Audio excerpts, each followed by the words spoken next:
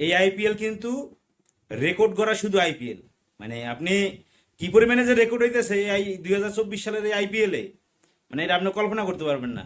এই 2024 সালের আইপিএলে সবচাইতে বেশি সেঞ্চুরি হয়েছে আজকের ম্যাচে এক ইনিংসে জোড়া সেঞ্চুরি হয়ে গেছে, এক ইনিংসে জোড়া সেঞ্চুরি শুভমান গিল এবং সেই সুদর্শন, মানে অসাধারণ, দুইজনে অসাধারণ একটা জোড়া সেঞ্চুরি করছেন।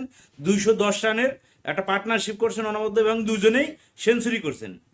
এবং এই সেঞ্চুরির ফলে কিন্তু মানে চেন্নাই অনেকটা ব্যাক ফুটে পড়ে গেছে, মনে করেন যে 231 রান করছে গুজরাট টাইটান্স, 231 রান করছে। চেন্নাইকে জিততে হলে 232 রান করতে হবে, এটা কিন্তু খুবই একটা চ্যালেঞ্জিং স্কোর।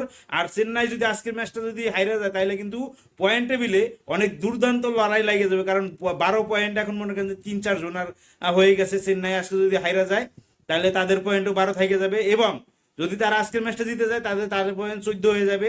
খেলা অসাধারণ জমে যাবে। কিন্তু কিন্তু এই আইপিএল এই আজকে কিন্তু মানে এই আজকে 1001তম মানে 101তম সেঞ্চুরি হয়ে গেছে। 100টা এই যতগুলো আইপিএল হয়েছে সব মিলাইয়া 101টা সেঞ্চুরি পূরণ হয়ে গেল।